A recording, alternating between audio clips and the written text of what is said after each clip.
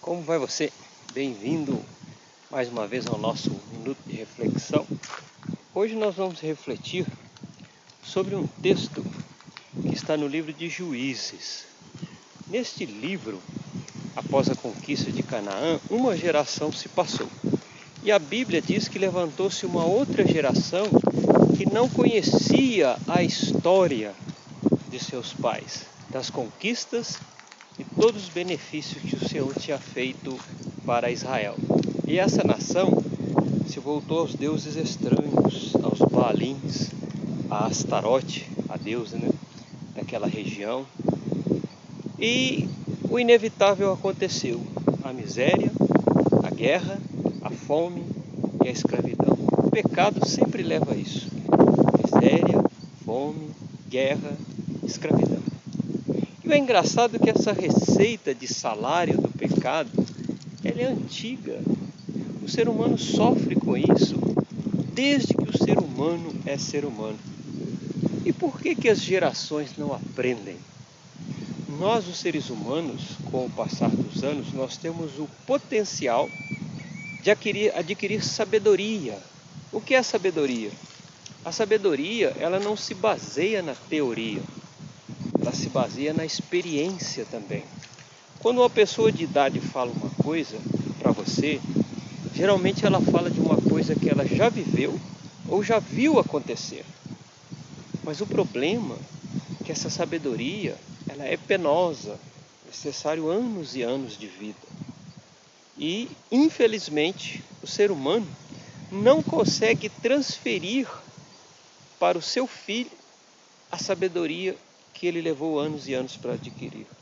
O filho novo é uma mente nova e uma mente que muitas vezes quer experimentar os mesmos erros para chegar aos mesmos resultados e nem sempre superar as consequências nefastas das suas escolhas. É assim que funciona. Pois muito bem, foi o que aconteceu com Israel. As batalhas que Israel venceu não era para vencer. As guerras que Israel superou seus inimigos maiores e mais numerosos do que ele, não eram guerras comuns. O Senhor estava com eles. E eles venceram e ocuparam a terra.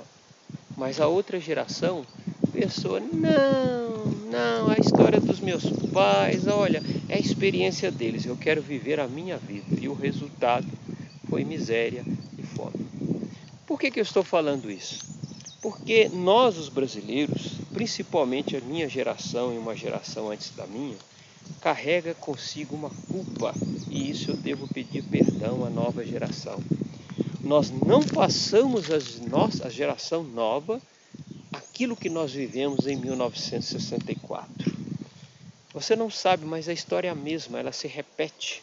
Marcha da família, povo na rua, luta contra o socialismo dizendo que não é nada disso. Você vai se espantar ao ver como que a história se repete. Parece uma cópia, parece um déjà vu. Mesma coisa, até mesmo a Igreja Católica se envolvendo em política para poder evitar um mal maior que é o socialismo. A mesma coisa. Talvez uma leve diferença, porque o número de evangélicos naquela época não era tão significativo. Mas a história em si é a mesma. E por que nós estamos vivendo a mesma coisa novamente? Porque nós não passamos para a geração nova a nossa experiência. Porque o comunismo promete. As promessas são boas: igualdade social, quem não quer? Justiça social, inclusão de pessoas não incluídas, quem não quer? Prometer é a habilidade de qualquer político. Qualquer político promete, mas cumprir é diferente. E pela experiência de vida que eu tenho, eu posso dizer para você que as promessas de picanha e de uma sociedade mais inclusiva e justa são falsas. São falsas porque eu já vivi isso. Eu vi a trajetória desse presidente. Eu vi nascer no ABC esse cidadão. Participei de greves. Talvez você fale assim: Deus, mas você é de direita. Eu já fui socialista. Dá para acreditar nisso? Já participei de greves, ajudei a parar estradas. sabe? Já estive na iminência de enfrentar a polícia com cacetete, já passei por tudo isso. Até o momento em que eu entrei na faculdade. E lá na faculdade os professores comunistas começaram a falar para mim o que era o comunismo de fato. Não que eles falaram mal do comunismo, eles falaram bem. Só que eu fiz a comparação do que eu aprendi nas fábricas e do que eles realmente estavam ensinando nas escolas e percebi que eu estava sendo vítima de uma grande mentira. Uma grande mentira. Só que eu não passei isso para as gerações. E essa geração que está aí não sabe. É como Israel. Levantou-se uma geração que não conhecia o Senhor.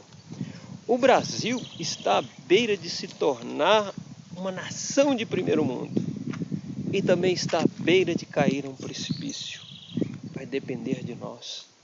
Vai depender das nossas escolhas. Eu fico triste quando eu vejo jovens, sabe, falando coisas que não têm sentido. E eu já conheço esse discurso, é igual o que eu falava, igual, a mesma coisa, sabe? De justiça social, de inclusão social, tudo isso, tudo isso.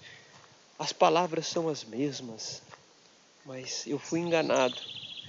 Mas não consegui passar para essa geração um aprendizado que eu tive, para que essa geração não começasse do zero. Por isso eu faço um apelo a você, jovem, principalmente jovem. Antes de votar, pense com carinho, meu querido. Não faça bobagem não, ouça os antigos que viram o que foi a iminência de o país se tornar socialista. Eu não estou aqui querendo convencer você de nada não, só quero falar a verdade, não ganho nada com isso, absolutamente nada, a não ser um mundo melhor para os meus filhos. Você que é pobre, que é homossexual, que acha que esse povo vai te representar, meu querido, não vai, não vai.